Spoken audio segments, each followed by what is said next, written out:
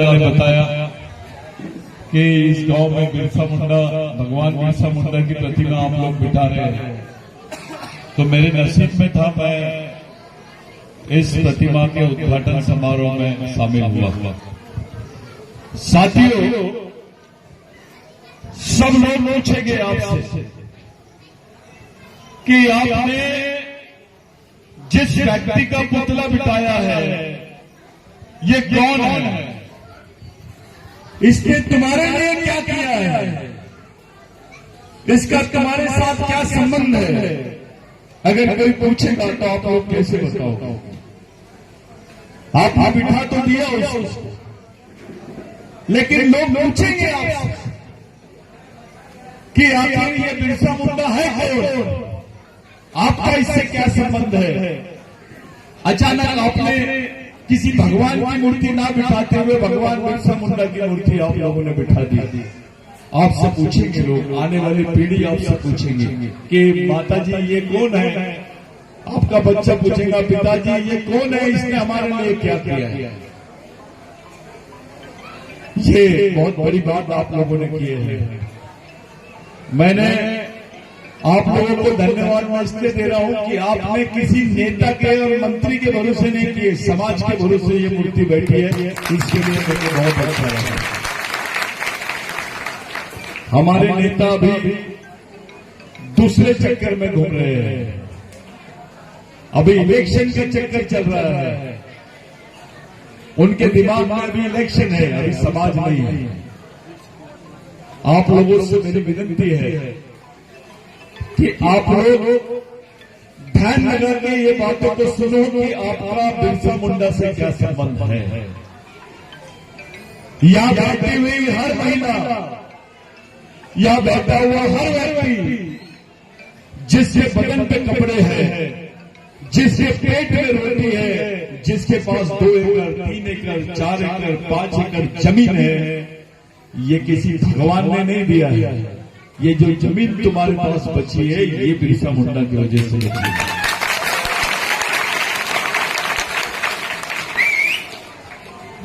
25 साल की उम्र में जब व्यक्ति जवान होता है, ऐसी उम्र में बिरसा मुंडा को फांसी दे दी गई। लोगों ने पूछा बिरसा मुंडा से कि तेरे को क्या मिला, इस समाज के लिए तू आज मरने तैयार हो गया है, तू अपनी जवानी पूरी खत्म कर दिया है, आज तेरे को कल फांसी होने वाली है, तू इस समाज के लिए करना क्या चाहता था, क्या मिला तेरे को अभी, आखिर तू मर रहा है। बिरसा मुंडा ने बोला कि जिस आंदोलन को मैंने शुरू किया हूं, मेरे खून का कतरा कतरा मेरे समाज के लोगों के लिए कुर्बान है, और मेरे को यकीन है मेरे मरने के बाद मेरी कौम के लोग इस आंदोलन को चलाएंगे। ये बात है। पहले आदिवासियों की जमीनें मुट्ठी भर नमक के लिए ले लेते थे, मुट्ठी भर नमक, एक बाल्टी पानी और 5 किलो गेहूं के वजह से अपने लोगों के हस्ताक्षर अंगूठे लगा लिए आदिवासियों के, क्योंकि अपने लोग पढ़े लिखे नहीं थे, सबकी जमीनें हड़पी जाती थी, आदिवासियों की पूरी जमीन हड़पी जाती थी।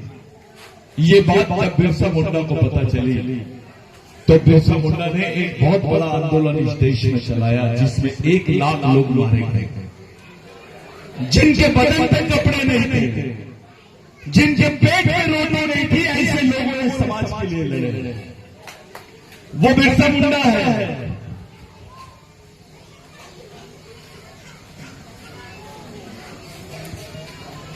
वो बिरसा मुंडा को आप लोगों ने यहां याद किया। अपने राजाओं ने तो धोखा दिया है, अपने नेताओं ने भी धोखा दिया, लेकिन आज जो ये समाज जिंदा दिख रहा है आपको, यहाँ भील है, बिलाला है, बारेला है, कोरकू है, गोंड है, ये जितने आदिवासी जिंदा है, इसके पीछे हमारे शहीदों का हाथ है। ये अपने ओरिजिनल भगवान है, ये ओरिजिनल भगवान है। आपके लिए किसी भगवान ने नहीं किया है कुछ। आप अपना 7-12 निकालो, अपने जमीन के दास्तान निकालो, पता लगाओ कि तुम्हारी जमीन में इसकी वजह से तुम्हारे हिस्से में आई। अपने दिल पे हाथ रखो। आज जो तुम्हारे बाल बच्चे खा रहे हैं, किसी के पास 4 एकड़ जमीन है, किसी के यहाँ 2 एकड़ जमीन है, किसी के यहाँ 5 एकड़ जमीन है। ये जमीन अगर तुम्हारे पास नहीं होती तो खेती कर पाते थे क्या?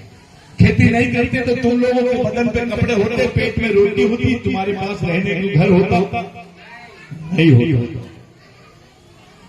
बिरसा मुंडा का जो संबंध है वो टंटे भील के आंदोलन से है, रेंगा कोरकू के आंदोलन से है। 16 साल का था बिरसा मुंडा जब उसको ये पता चला, एक अंग्रेजी अखबार में छप के आया कि Robin Hood Tantya Bhil has raped and he is going to hang, यानी जो भगवान टंटा भील है इनको पकड़ा गया है और अब उनको फांसी होने वाली है। 16 साल की उम्र में बिरसा मुंडा को जब ये बात पता चली, ब्रिटिश टाइम्स में छपी थी वो खबर, उसको बिरसा मुंडा ने झारखंड में पढ़ा और वहीं पे तय कर लिया और बोला कि भगवान जो काम हमने अधूरा किया, जो काम हमारा छूट गया, मैं अपनी पूरी जिंदगी भर मरते दम तक के उस काम को पूरा करूंगा। ये बात बिरसा मुंडा ने आपने अपने सच्चे वारिस की आजादी स्थापित की है। ये टंटा भील का वारिस है, रेंगा कोरकू का वारिस है। पूरे विश्व में 24 साल की उम्र में इतनी बड़ी क्रांति करने वाला आदमी नहीं है जो बिरसा मुंडा ने किया। मेरी बातों पे आप ताली मत बजाना, थोड़ा गौर से सुनना, क्योंकि मैं तुम लोगों से कुछ गंभीर बात करने आया हूं।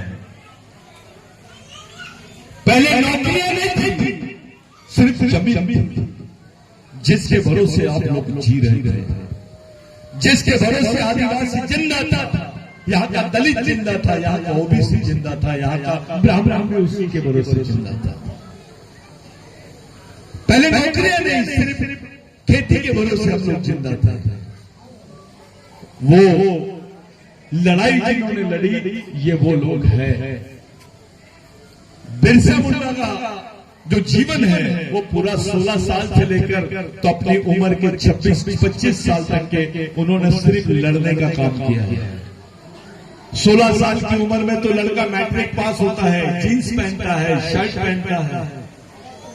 अभी तो हमारे लड़के लोग जब भी लगता है वो डीजे लग जाता है, सिर्फ नाचने का काम करते हैं।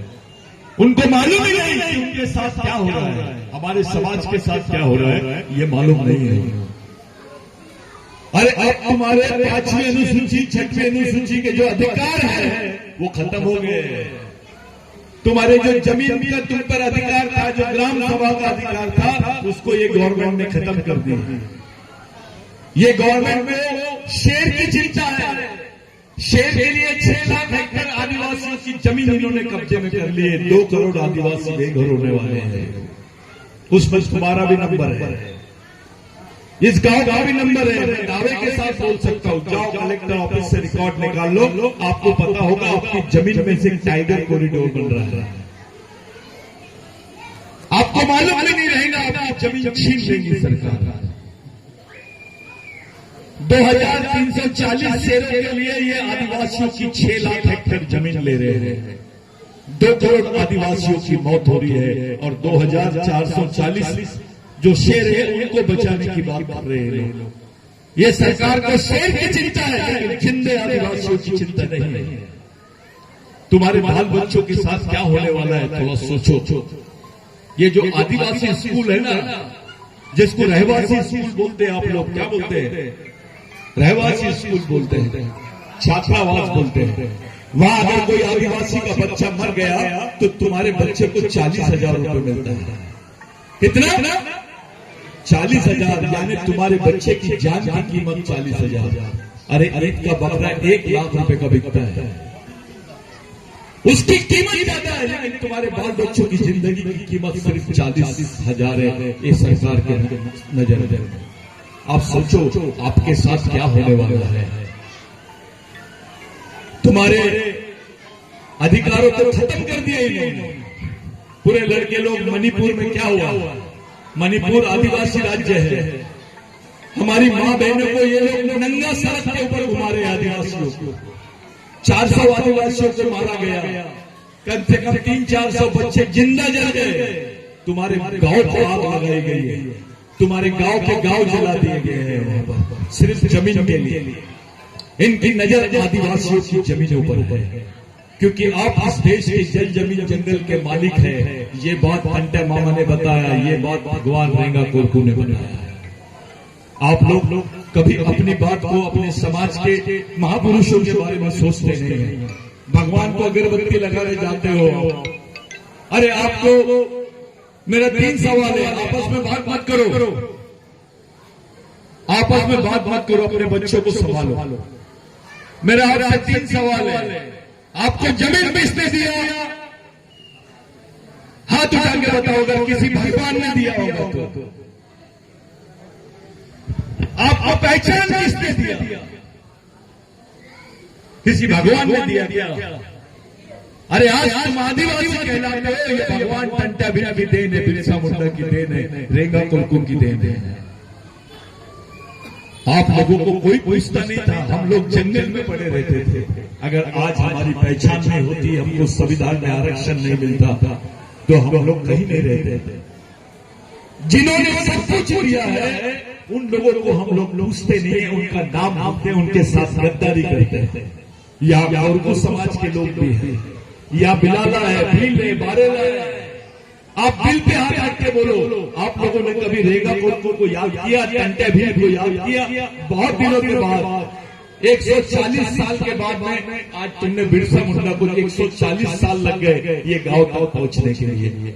लेकिन शाहरुख खान का चित्र तो एक ही दिन में पूरे देश भर में घूम जाता है, मोदी जी का नाम तो एक ही दिन में पूरे देश भर में घूम जाता है, सोनिया गांधी का नाम तो एक ही दिन में पूरे देश भर में गूंज जाता है। लेकिन तुम्हारा जो भगवान है उसको आने के लिए 140 साल लग गए हैं। मैं जिन बच्चों ने ये पुतला बिठाया है मैं उनको सैल्यूट करता हूं। ये गांडू नेता जैसे ये मल है, ये समाज के सच्चे सैनिक है, ये समाज के सच्चे नेता है। राजा का बेटा राजा नहीं और नेता का बेटा नेता नहीं, समाज का गरीब आदमी का भी बच्चा समाज का नेतृत्व करना चाहिए। इसलिए ये आंदोलन है। बिरसा मुंडा खाने को नहीं था, बिरसा मुंडा को उसके साथ में जितने लोग थे वो सब भूखे नंगे रहते थे। 60 साल की बूढ़ी भी, 30 साल का जवान भी, 60 साल का बूढ़ा भी, 12 साल के बच्चे भी उसकी लड़ाई में तीर धनुष लेकर खड़े हो गए। उस लड़ाई में लाखों लोग मारे गए, तब जाके तुम्हारे हिस्से में जमीन आई। जल जमीन जंगल का जो आंदोलन है ये बिरसा मुंडा ने चलाया। बिरसा मुंडा से तो प्रेरित बाबा साहब अम्बेडकर भी हुए, बिरसा मुंडा से प्रेरित महात्मा गांधी हुए। ये बात तुमको मैं इसलिए बता रहा हूं कि इस देश में 2 ही व्यक्ति है जिनका नाम बहुत ज्यादा लिया जाता है। पूरे नोट पर गांधी जी का नाम और संविधान में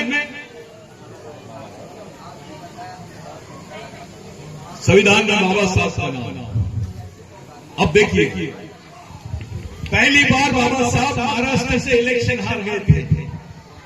महाराष्ट्र के भंडारा से डॉक्टर बाबा साहब अम्बेडकर इलेक्शन हार गए थे। वही डॉक्टर बाबा साहब अम्बेडकर पश्चिम बंगाल से जीते। जिन्होंने जिताया बाबा साहब को वो बिरसा मुंडा को मानने वाले लोग थे। बाबा साहब पश्चिम बंगाल से जीते, भारतीय संविधान सभा के अध्यक्ष बने और उनको संविधान बनाने का मौका मिला। अगर बिरसा मुंडा का आंदोलन नहीं होता तो बाबा साहब को संविधान बनाने का मौका नहीं मिलता, तुमको आरक्षण नहीं मिलता, आज तुम्हारे बदन पे कपड़े नहीं होते। इसलिए बिरसा मुंडा को मानने के लिए डॉक्टर बाबा साहब अम्बेडकर ने भी बिरसा मुंडा से प्रेरणा लिया। महात्मा गांधी जी पहली बार साउथ अफ्रीका से भारत में आए। पहले महात्मा गांधी जी टाई और कोट पहनते थे। एक बात ध्यान में रखो, महात्मा गांधी का जो फोटो आप लोग देखते हैं, एक धोती पहनते हैं और वो कुछ नहीं पहनते हैं। वो धोती के अलावा हाथ में लाठी जो दिखती है आपको, उसके पीछे की मैं कहानी बता रहा हूँ। ये बिरसा मुंडा गुजर गए थे। झारखंड में पहला अधिवेशन था कांग्रेस का आजादी के पहले, तो वहां पे महात्मा गांधी गए, साउथ अफ्रीका से आए थे, टाई और कोट पहनते थे। उनका पूरा नाम था एडवोकेट करमचंद गांधी। वो वकील थे। जब वो गए वहां पर उन्होंने बोर्ड देखा। वो बोर्ड पर लिखा था क्रांति सूर्य, महामानव, धरती आबा, भगवान बिरसा मुंडा। तो गांधी जी ने लोगों से पूछा ये कितने लोगों के नाम है? तो एक आदिवासी आदमी उठा और बताया, गांधी जी ये तो एक ही व्यक्ति का नाम है। तो ये व्यक्ति कितने साल जिया? तो बोले सिर्फ 24 साल। तो 24 साल में इतनी उपाधि, भगवान जैसी उपाधियां इस व्यक्ति को मिली है, क्या चाहता है? तो उन्होंने बताया मुंडारी भाषा में, मुंडा भाषा में, मोलागाउस बोलगामास, यानी हमारे गांव में हमारी सरकार। ये बात गांधी जी के दिमाग में आई। गांधी जी ने बोला यही चीज की तो जरूरत है। तब जाके गांधी जी ने भारत छोड़ो आंदोलन चलाया और वहीं से गांधी जी ने टाई और कोट उतारा, लंगोटी पहन लिए और पूरे देश भर में घूमे। बिरसा मुंडा से गांधी जी ने भी प्रेरणा लिया। गांधी जी इस देश के राष्ट्रपिता हैं। सब लोग गांधी जी को इस देश का राष्ट्रपिता बोलते हैं। अगर ऐसा देखा जाए कि गांधी जी अगर राष्ट्रपिता है और उन्होंने बिरसा मुंडा से प्रेरणा लिए, तो बिरसा मुंडा तो इस देश का आजा होना चाहिए। लेकिन क्योंकि वो आदिवासी है, उसकी बात कोई नहीं कर रहा है इस देश में। इस इतिहास को दबाया गया। हमारे सामने झूठा इतिहास लाया जाता है। हमारे सामने हमारे भगवान टंटेभील को डकैत कहते हैं, रेंगापुरखों को डाकू बोलते हैं। ये हमारे समाज के पढ़े लिखे लोग जो है, जो गद्दार है, वो लोग सुन रहे हैं, जिनको गुलामी की आदत पड़ गई है, जो समाज को छुपाते हैं, जिनके मन में समाज के बारे में प्यार नहीं है। उनकी औकात क्या है? अगर आरक्षण नहीं रहता तो ऑफिसर बनता, आरक्षण नहीं रहता तो विधायक बनता, मिनिस्टर बनता, कलेक्टर बनता, डॉक्टर बनता, इंजीनियर बनता। अगर आरक्षण नहीं रहता तो ये जो आरक्षण है ये समाज की वजह से मिला है। जिस समाज से तुमको कुछ मिला है उस समाज के बारे में कुछ सोचो। ये बात बिरसा मुंडा ने बोला था। हमारे लोग अपनी जात छुपाते हैं, अपने लोग अपने आप को पंडित समझने लग गए हैं। एक बार क्या हुआ, ऐसे बहुत तूफान आ रहा था, क्योंकि आप लोग बिरसा मुंडा के पुतले को बिठाए हैं। मेरी जवाबदारी बन जाती है कि आपको बिरसा मुंडा के बारे में कुछ बातें बताई जाए। ये बिरसा मुंडा की कहानी मेरी जिंदगी से जुड़ी हुई है। मैं जब जेल से छूटा, कॉलेज में था मैं, तब मैं पूरे इतिहास को ढूंढा और उसके बाद मैंने तय किया कि मैं पूरे देश में बिरसा मुंडा के आंदोलन को खड़ा करूंगा। मेरे को 27 साल लग गए, लेकिन आज ऐसा लगे कि कोने कोने में कोई आदिवासी ऐसा नहीं है जो भगवान बिरसा मुंडा का नाम नहीं लेता है। यहाँ का प्रधानमंत्री भी मजबूर हो गया आज बिरसा मुंडा को पहचानने के लिए। बिरसा मुंडा की पहचान यानी इस देश की पहचान है। हम लोगों ने पूरा जीवन इसके लिए लगा दिया। मैं भी क्लास 1 ऑफिसर था, इंडियन इंजीनियरिंग सर्विस छोड़ के आया। मैं एग्जीक्यूटिव इंजीनियर था। हमने शादी वादी नहीं की, घर भी नहीं गए। हम अपने घर को बहुत कम जाते हैं। ये समाज में जो आंदोलन चल रहा है बिरसा ब्रिगेड का, ये जैस के लड़कों को भी ट्रेन करते हैं, ये भी मिशनरी बन रहे हैं। सब समाज का सब कुछ है, तुम्हारा क्या है? मुसलमान के पास उसकी मस्जिद है, उनके मदरसे, उनके कॉलेज है, स्कूल है। 4 साल के बच्चे को मदरसा भेजते हैं, उसके हाथ में कुरान देते हैं और पूछते हैं कि देख बेटा ये कुरान शरीफ है, ये तेरे जीने मरने का रास्ता है, इस चीज को लेके चल, तेरे को सामने बढ़ना है। तब जाके वो बच्चा अपने समाज के लिए जीता है। एक ब्राह्मण आदमी जब अपने बच्चे के बताता है कि देख बेटा ये वेद है, ये कुरान है, इसको लेके जीना है, तेरे को पूरे देश में इसी को साथ चलना है। उनके मंदिरें चलते हैं, उनका आरएसएस चलता है, उनका आरएसएस का जज भी रहता है तो चड्डी पहन के शाखा में खड़े हो जाता है। इसलिए उनका समाज जिंदा है। क्रिश्चियन को कभी चर्च, उनके 16 साल की लड़की नहीं रहेगी तो सफेद कपड़े पहन के नन बन जाती है। उनके चर्च है, उनके दवाखाने, उनके स्कूल है, उनका सिस्टम है। एक क्रिश्चियन आदमी अपने बच्चे के हाथ में बाइबल देता है और बोलता है बेटा ये पढ़, ये तेरे समाज का इतिहास है। जो दलित भाइयों को कभी लोग पानी नहीं देते थे, आज वो स्वाभिमान का जीवन जीते हैं। वो अपने बच्चों को बताते हैं ये बौद्ध विहार है, ये बाबा साहब की किताब है, ये संविधान की किताब है, ये बुद्ध की किताब है। आपको जीना है बेटा, इसी रास्ते से चलना है। आपके बच्चे ने अगर तुमसे पूछा, तुम्हारे सभी लोगों से पूछा, मेरा सवाल है कि मैं इस देश में कौन हूं, मेरा इतिहास क्या है, मेरा समाज क्या है, मेरी संस्कृति क्या है, मैं कौन हूं, मेरा दोस्त कौन है, दुश्मन कौन है। कौन सी किताब देंगे तुम उसके हाथ में, बताइए क्या है तुम्हारे पास देने के लिए आज कि तुम उसको बता सको कि बेटा ये तेरा इतिहास है।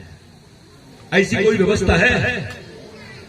गोंड अलग भग रहा है, कोरकू अलग भग रहा है, पटला अलग भग रहा है, बिलाला अलग भग रहा है, भील अलग भग रहा है, बारेला अलग भग रहा है। इसको समाज नहीं बोलते। समाज एक जगह रहना चाहिए। भील का, गोंड का, बिलाला का, बारेला का, कोरकू का, सबका डीएनए एक है। जाने आपका खून एक है, आपकी संस्कृति एक है, इसलिए आपका समाज भी एक होना चाहिए। ये बात टंटा मामा ने बोला है, यही बात भगवान रेंगा कोरकू ने बोला है, और यही बात को बिरसा मुंडा ने पूरे देश के आदिवासियों के सामने रखा है। बिरसा मुंडा केवल आदिवासियों की वजह से नहीं, उन्होंने केवल आदिवासियों के लिए नहीं किया, पूरे देश के लिए।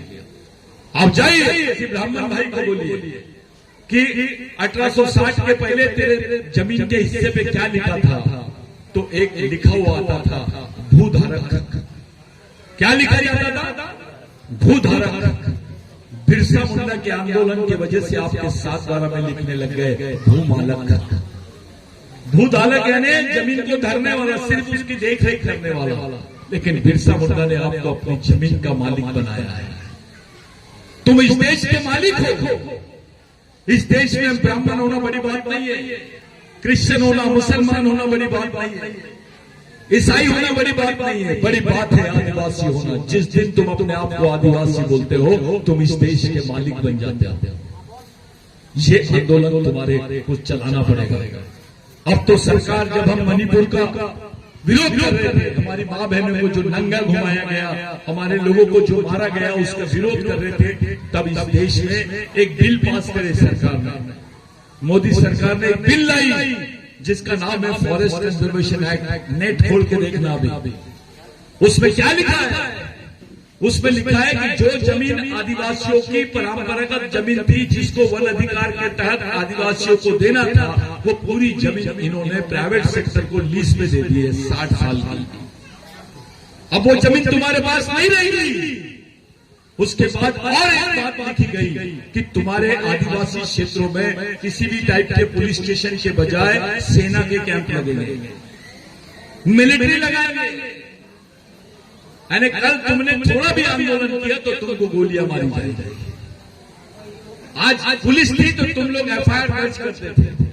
इसको कानून का राज बोलते हैं। मिलिट्री के पास कोई एफआईआर वगैरह नहीं होता।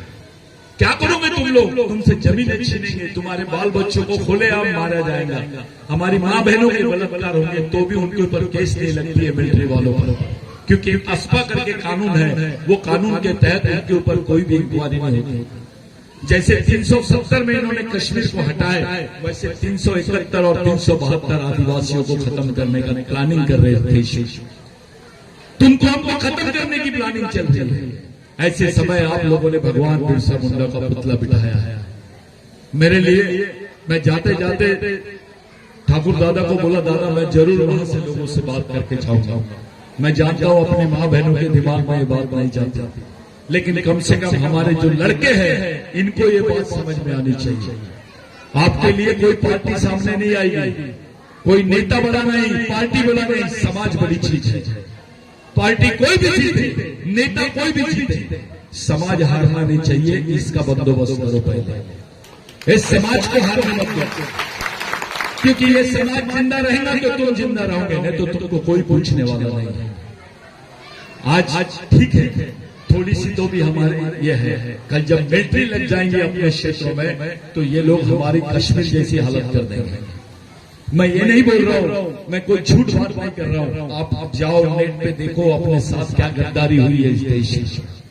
कोई चाहते ही नहीं कि इस देश का मालिक आदिवासी हो, वो इस देश में जिंदा रहे। ये सच्चाई है मेरे भाइयों। हम फंस गए, एक मकड़ी जाल में फंस गया है शेर, मकड़ी के जाल में फंस गया है शेर। ऐसा हालत हो गया आदिवासी समाज। आप लोग गंभीर हो जाओ, अपने समाज के बारे में सोचना शुरू करो। संगठन तो छोटी चीज है, कोई बिरसा ब्रिगेड नहीं, कोई जयेश नहीं, कुछ नहीं, पहले समाज। तुम राष्ट्रीय अध्यक्ष हो तो मैं तुमको अंतर्राष्ट्रीय अध्यक्ष बना देता हूं, क्या होगा उससे? अरे हमारे माँ बहनों को इन्होंने मारे, नंगा घुमाए। वहां की राज्यपाल आदिवासी थी और राष्ट्रपति कौन है देश की? वो भी आदिवासी है। तुम्हारी राष्ट्रपति भी आदिवासी है, तुम्हारी राज्यपाल भी आदिवासी महिला है, और आदिवासी महिला को ये लोग नंगा घुमा रहे हैं। इससे ज्यादा शर्मनाक ताली बजाने की बात नहीं है। ये हमारे लिए अफसोस की बात है, हमारे लिए बहुत गंभीर बात है। आप लोग समझो, ये जो नए लड़के हैं, मेरी आप लोगों से हाथ जोड़ के विनती है, सच्चाई देखो। बहुत छोटी चीज होती है राजनीति वगैरह, बहुत छोटी चीज है। एक त्योहार जैसा रहता है, इलेक्शन आ जाता है, लोग भूल जाते हैं। लेकिन हम जिस चक्रव्यूह में फंसे हुए हैं, इस चक्रव्यूह से समाज को कैसे निकालेंगे, इस बारे में आपको सोचना पड़ेगा। पहली चीज कि ये जितने महामानवों को आप लोगों ने यहाँ पर रखा है, इनके विचारों पर समाज को खड़ा करो। नेताओं के विचार से समाज खड़ा नहीं होगा, शहीदों के विचारों से खड़ा होगा। मेरे लिए, आप तमाम लोगों के लिए, क्योंकि मुझे जाना है, मेरे लिए बहुत बड़ी बात है कि मैं आज भगवान बिरसा मुंडा के इस स्थापना में आप लोगों ने मेरे को शामिल किया। मैं दिल से आप लोगों का धन्यवाद देता हूँ। लेकिन हाथ जोड़ के आप लोगों से विनती करता हूँ कि ये समाज कैसे जिंदा रहेगा, इसको कैसा समाज को खड़ा करेंगे। ये जातिवाद, व्यक्तिवाद, पार्टीवाद, क्षेत्रवाद, ये सब छोड़ के केवल समाज और समाजवाद के बारे में आप लोग सोचेंगे, ऐसी मैं आप लोगों से अपेक्षा करता हूँ। समाज को छोड़ो, एक एक आदमी को छोड़ो, उसके दिमाग में डालो कि कौन है बिरसा मुंडा, टंटा भी कौन है, रेंगा को कौन है, ये हमारे भगवान है। उस बच्चे को भी मालूम होना चाहिए। अब तो यहाँ मुहिम चलती है, तुम्हारे दिमाग में भगवान डाल दिया जाता है। मैं तुमसे पूछ रहा हूँ कि कौन से भगवान ने जमीन दिया, नहीं बता रहे। मैं तुमसे पूछ रहा हूँ कौन से भगवान ने तुम्हारी पहचान को खड़ा किया, तो भी नहीं बता रहे तुम। मैं तुमसे पूछ रहा हूँ कौन से भगवान ने तुमको आरक्षण दिया, ये भी नहीं बता रहे तुम। कौन से भगवान की वजह से तुम्हारे बदन पे कपड़े हैं, पेट में रोटी है, रहने को घर है, ये भी नहीं बता रहे तुम। जिसको देखे नहीं हम उसको भगवान बोल रहे हैं, लेकिन तुम्हारे लिए जो लोग फांसी के तख्ते पे चढ़ गए, उनको भगवान बोलने में हम घबरा रहे हैं। तुम अपने बेटे को बोलो मेरे बेटा फांसी के तख्ते पे चढ़ जा, चढ़ता क्या? लेकिन ये लोगों ने पूरे समाज के खातिर अपने आप को मिटा दिया।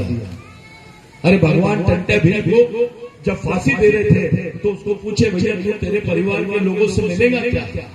तो उसको अंग्रेजों ने क्या किए, उसके परिवार के लोगों को लाए। अपनी खुद की बहन को नहीं पहचान पाया, क्योंकि उसको 22 साल के बाद में देखा। जो छोटी थी वो जवान हो गई, जो जवान थी वो बूढ़ी हो गई। ऐसे हालात में वो टंटे भी को भी नहीं पहचाना, जिसने अपने समाज के खातिर 22-25 साल तक के अपने परिवार को देखा नहीं। ऐसे लोग हैं। फिर उसको बोले कि ये भगवान क्या है तुम्हारे? नहीं, मैं वो भगवान। तो फिर कोई मूर्ति लाए उसके सामने, गणपति की, उसके सामने कुछ भगवानों की मूर्ति लाए टंटे भील के सामने। उनने बोला नहीं, ये भगवान नहीं। जिनके लिए मैं जिया और जिनके लिए मरने वाला हूं, मैं आखिरी बार उनको देखना चाहता हूं। तो फिर अंग्रेज बोले अब कौन से भगवान को लाएंगे?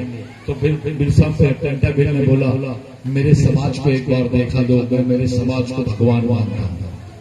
वो हमारे लिए इतना बड़ा एक किया। मरते वक्त भगवान टंटा भील ने अपने समाज को देखना पसंद किया है। आप कर सकते हैं? ऐसा व्यक्ति हमारे समाज में पैदा हो सकता है? ऐसे शहीद है हमारे समाज।